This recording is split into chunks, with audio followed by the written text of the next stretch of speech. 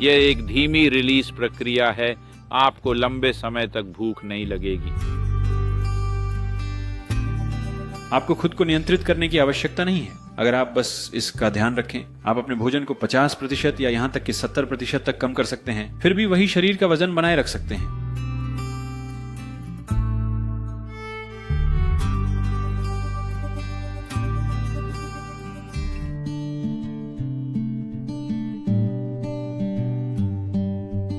कम से कम 50% बाजरा आहार में बदलना। यहां तक कि अगर आप यात्रा और अन्य कारणों से 100% नहीं जा सकते तो भी 50% स्थानांतरित करने पर आप 3 चीजें, एक चीज ये है कि आपकी सामान्य सेहत और ऊर्जा स्तर अभी जो आप अनुभव कर रहे हैं उससे कहीं अधिक होगा। अगली बात यह है कि आप बहुत कम भोजन का सेवन कर सकते हैं और फिर भी ऊर्जावान बने रह सकते हैं और अपने वजन के स्तर को बनाए रख सकते हैं। आपकी शर्करा के स्तर अचानक नहीं बढ़ेंगे। ये एक धीमी रिलीज प्रक्रिया है और कम भोजन के साथ आपको लंबे समय तक भूख नहीं लगेगी, जो एक बहुत अच्छी बात है।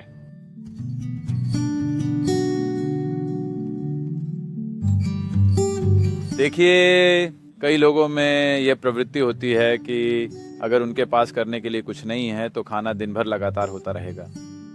यह एक ऐसी चीज है जिससे आपको बचना चाहिए।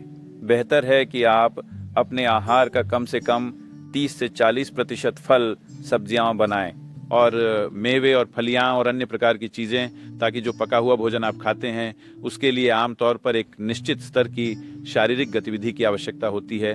अन्यथा ये आपके शरीर में बस जाता है और स्वाभाविक रूप से ये आपके वजन को बढ़ाने की ओर ले जाएगा और उन प्रकार की समस्याएं। ये किसी से सलाह लेने की चीज नहीं है, ये कुछ ऐसा है जिसे जागरूक होने की आवश्यकता है।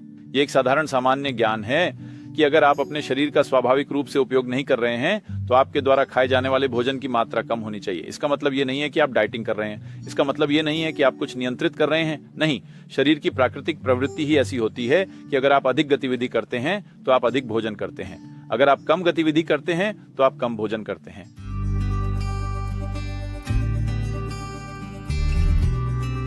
तो यौगिक प्रणाली में हमेशा एक भोजन और अगले भोजन के बीच न्यूनतम अंतर 8 घंटे होना चाहिए। यदि आपके लिए 8 घंटे संभव नहीं है तो मैं कहूंगा कि ज्यादातर लोगों के लिए 5 से 6 घंटे जरूरी हैं। अन्यथा आप अनिवार्य रूप से अपने शारीरिक स्वास्थ्य के मामले में कुछ बुरा होने के लिए आमंत्रित कर रहे हैं। दूसरे पास हुई तो ये 8 घंटे का अंतराल कुछ ऐसा है जिसे हम हमेशा बनाए रखते हैं। जैसा कि आप जानते हैं, योग केंद्र में हम सुबह 10 बजे और शाम को 7 बजे खाते हैं, तो अगला भोजन केवल अगले दिन सुबह 10 बजे होता है। तो स्वाभाविक रूप से लगभग 13-14 घंटे बीत चुके होते हैं जब तक कि आप अगला भोजन नहीं करते, और बीच में बहुत सारी शारीरिक गतिविधियां, साधना, विभिन्न प्रक्रियाएं होती हैं। तो अगर आप बस इस बात का ध्यान रखें कि आपकी ऊंचाई के लिए आपका वजन क्या होना चाहिए और आपकी मांसपेशियों की स्थिति कैसी होनी चाहिए, अगर आप इसे प्रबंधित करते हैं तो आपको कितना खाना चाहिए ये आप तय करें। ऐसा नहीं है कि हर चीज के लिए एक नुस्खा होना चाहिए, ये सिर्फ समझदारी से खाना है। अब जब भी आपके सामने खाना आता है, नहीं खाते, आप लाचारी में नहीं खाते, आप तब खाते हैं जब आपको लगता है कि शरीर को अपनी ऊर्जा और प्रणाली के रखरखाव के लिए खाना जरूरी है।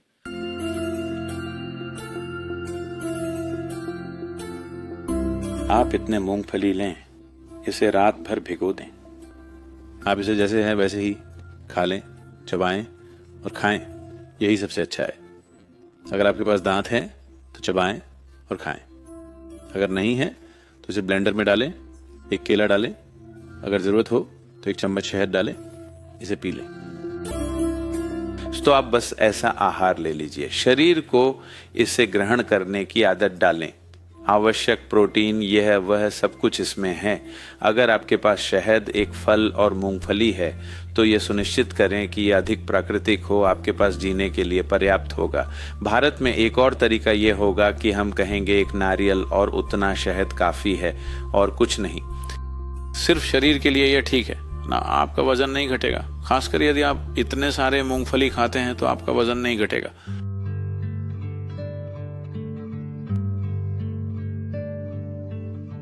यदि आप योग कर रहे हैं तो निश्चित रूप से अतिरिक्त वजन जाएगा, क्योंकि ये केवल व्यायाम के रूप में नहीं काम करता है, ये प्रणाली को पुनर्जीवित करता है और ये आपके अंदर इतनी समझ पैदा करता है कि आप ज्यादा नहीं खाएंगे।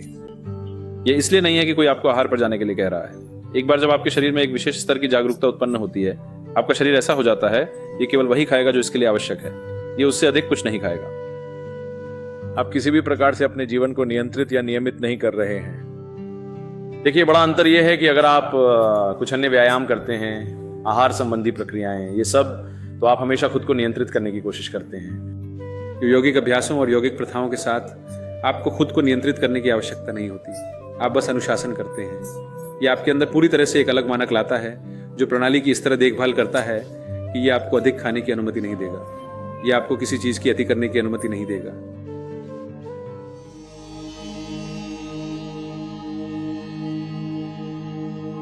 यदि आप शरीर के प्राकृतिक चक्रों को देखते हैं तो हर 11 से 14 दिनों में एक बार शरीर एक दिन बिना भोजन के रहना चाहता है।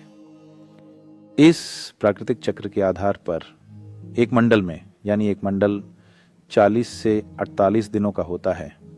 इन 48 दिनों में 3 दिन ऐसे आते हैं जब आपके शरीर को भोजन की आवश्यकता नहीं होती। यदि आप जागरूक हैं तो आप देखेंगे कि उस दिन आप खाना नहीं चाहते।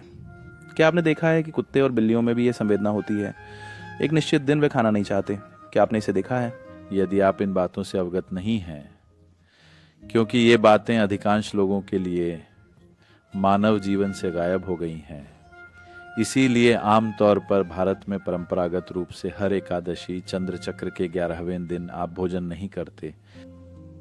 ये तय किया गया है कि एक मंडल में 3 बार आप भोजन नहीं करते हैं। ये एक सामान्य नियम की तरह है। ये करने का सबसे अच्छा तरीका नहीं है। अगर आप सजग हैं तो जब शरीर भोजन नहीं मांगता है उसी दिन भोजन न करना सबसे अच्छा तरीका है। लेकिन अगर आप उपवास करना चाहते हैं तो यह बहुत महत्वपूर्ण है कि आपका शरीर एक निश्चित साधना के साथ तैयार हो, एक निश्चित मात्रा में, आप जानते हैं, ऊर्जा की वृद्धि। अन्यथा जब शरीर भोजन के लिए तरस रहा होता है, अगर आप उसे वंचित करते हैं तो शरीर संघर्ष करेगा। केवल खुद को भोजन से वंचित करने की बजाय एक जूस डाइट पर चलना अच्छा है। सब्जी और फलों के रस के आहार या सफ़ेद कद्दू, आप जानते हैं सफ़ेद कद्दू का रस एक बेहतरीन चीज़ है। सफ़ेद कद्दू, नींबू और थोड़ा सा शहद, बस 2-3 दिन केवल इस पर चलना शरीर के लिए एक महान शुद्धिकरण और पुनरुद्धारक है। तो महीने में 1 दिन या महीने में 2 दिन बस उस पर चलें, बजाय साधारण उपवास रखने के। कुछ समय बाद अगर आप सुबह 1 गिलास जूस पीते हैं और शाम तक कुछ पीने की इच्छा नहीं होती, सिर्फ पानी से काम चलता है बिना शरीर में किसी परेशानी के, तब उपवास रखना ठीक है।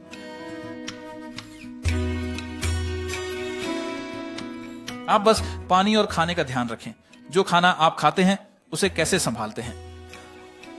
जब खाना आपके सामने आता है तो आप उसका अच्छी तरह से ध्यान रखिए, क्योंकि उसमें याददाश्त होती है।